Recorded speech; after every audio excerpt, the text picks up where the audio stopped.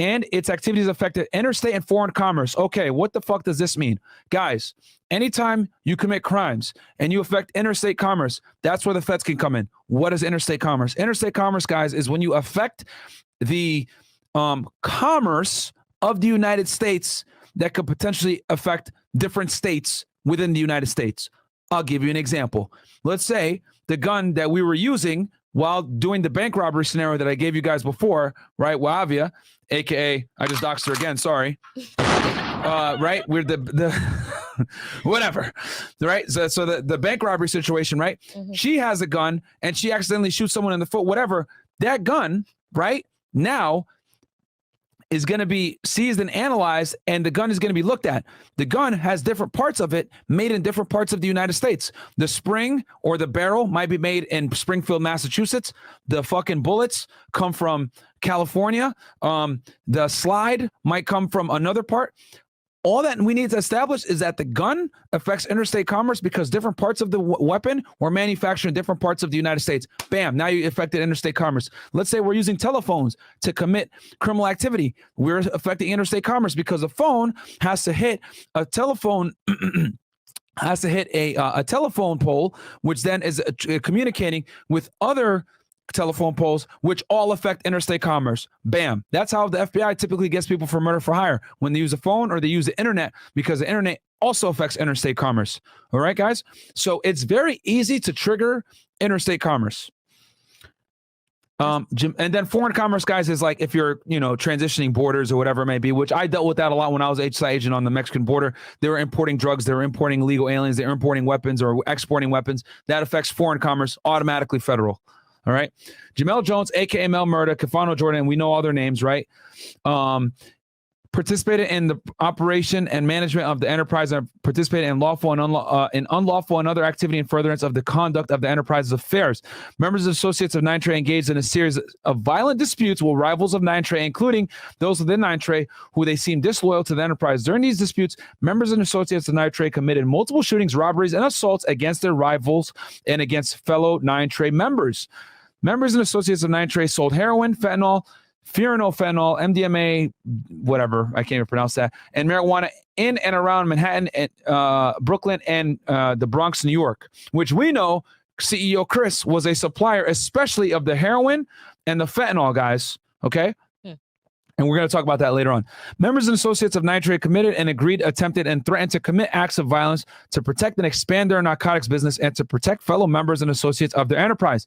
These acts of violence include acts involving murder, acts involving robbery, and extortion, and assault. Hell, they were extorting 6ix9ine himself, guys. Okay, intended either to protect the enterprise and narcotics business, retaliate against members of rival gangs who had encroached on the enterprise and narcotics business, to otherwise promote the standing and reputation of the 9TRE amongst rival gangs, or to promote the standing and reputation of 9TRE members amongst other 9TRE members. So see how they're covering everything, guys, and they're writing it up very broad. So if you beat the shit out of somebody and say Treyway, that can be looked at as an overt act in furtherance of the conspiracy. If you shoot at a rival gang member, that could be looked at as an overt act in furtherance of the conspiracy. If you distribute drugs and the proceeds of that drugs is used to go ahead and move that money back into the organization, whatever it is, that is considered an overt act in furtherance of the conspiracy of the thing. So what's the fucking takeaway from this, guys? Do not gang, because any criminal activity that you commit while under the umbrella of a gang is going to fuck not just you up, but it's going to fuck everyone else up, because now the feds, or the state in this case, as you guys can see with YSL, can come after you with an umbrella charge of racketeering activity. Okay? So, and then look, they go into what the purpose of the enterprise: preserving and protecting the power, territory, and profits of the enterprise through acts involving murder, other acts of violence, and threats of violence; promoting and enhancing the enterprise and activities of its members and associates; keeping victims and potential victims in fear of the enterprise and its members and associates through acts and threats of violence; providing assistance to members and associates who committed crimes for and on behalf of the gang; enriching the members and associates of the enterprise through, among other things, robbery and the distribution and sale of narcotics, including heroin, fentanyl, etc.; protecting the enterprise and its members and associates from detection and prosecution by law enforcement authorities through acts of intimidation and violence against potential witnesses to crimes committed by members of the enterprise. So if you say, hey, if you fucking talk to the cops, you're going to be sleeping with the fishes, that would be considered an overt act in furtherance of the conspiracy, guys, right? You're going to be sleeping with the fishes, Tony.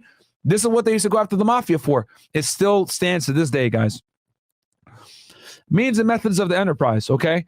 And then they basically go into some more legal jargon here, guys, which we don't have to, but you guys understand. So now we're going to get into the racketeering conspiracy, okay? And this is the official indictment, guys, filed by the United States Attorney's Office in the Southern District of New York. From at least in or about 2013. Oh, I wonder why 2013? Because your boy Chris, CEO Chris, was cooperating with the fucking government. After he got picked up by the FBI in 2013 FBI, open up! For devices fraud, okay, he ended up cooperating with the government, okay? And next thing you know, he's an informant for Homeland Security investigations. Now, you guys are probably wondering, well, hold on. How do you be an informant for FBI and HSI? Is it possible for someone to be an informant for two different federal agencies? The answer to that, guys, is yes. And the reason why, and I know this because I used to control my own informants, it's actually a good tactic to have an informant be signed up with multiple agencies if you work with those agencies. So I'll give you guys an example, story time real quick. When I was an agent on the border, I had an ATF agent that I worked very close with. He was a friend of mine. And what we would do is, HSI is very slow at signing up informants, okay? When you sign up an informant, you got to fill out a bunch of fucking paperwork. You got to submit it to headquarters. It's a pain in the ass. This is insider shit you guys ain't never going to hear, right? So it's very difficult to sign up informants for HSI and FBI. It takes a while, right? You got to do paperwork, all this other shit, right? Fingerprints, all this bullshit. ATF was able to sign up informants very quickly. Okay, I don't know what their policy is now. This is back in 2014. So they were able to sign up informants very quickly. So when we needed to do shit, whether we needed to buy drugs or buy guns or do something quickly and get an informant on paper, my buddy would sign up the guy, and then I would follow up and sign up as well. But I would allow me more time to do my paperwork because HSI's paperwork was a bit more cumbersome. Okay, and then when we did the case together, which in this case was a big drug and gun case, we did the case together. When he would do seizures for ATF, we'd pay him, and or ATF would pay him. And then when he did seizures for us, we'd pay him. And then at the end of the case, you pay him out. So it's a good way to be able to leverage both agencies' pot of money to pay informants, because you only have a certain amount of money to pay informants. And like, you don't get money until October 1st. That's the fiscal year for the U.S. government. Okay, guys? So if HSI didn't have money, he would be signed with ATF and ATF could pay him. Okay? Or if he was signed with like DEA, and I had an informant one time. I had one informant that was very good, and I gave him to both my ATF friend and to my DEA friend, and I let them sign him up too, right? Because as the main controlling agent, you dictate where your guy goes. So since I trusted them and I knew him, I said, cool, you guys can work with them, because you don't want them doing shit with your informant, putting them in precarious situations that might fuck up your case, whatever it may be, because you never want to get your informant burned. Okay. So this is fucking, guys, like the goddamn video. Ain't nobody else gonna give y'all info like this, because I was in these fucking streets doing this shit. I know agents that have never signed up an informant in their life, and those guys are fucking losers. But anyway, so now we know from 2013. Why? Because we know CEO Chris was a fucking informant, all right? So for everyone that wants to blame 6ix9ine, oh my God, he snitched, blah, blah, blah. This guy, CEO Chris, was giving info since 2013, my man, okay? My guy was giving info since the Boston Marathon bombing. Way before fucking Gunmo. All right? Up to and including on or about November 2018 in the Southern District of New York and elsewhere. Okay, and these are all the defendants. All right? Being persons employed by and associates with enterprises described in paragraphs 1 through 7 of this indictment, namely 9-Tray, which enterprise engaged in activities of which affected interstate foreign commerce. See how they have to write all this like, this stuff to make it very broad. We're going to go ahead and skip that, okay?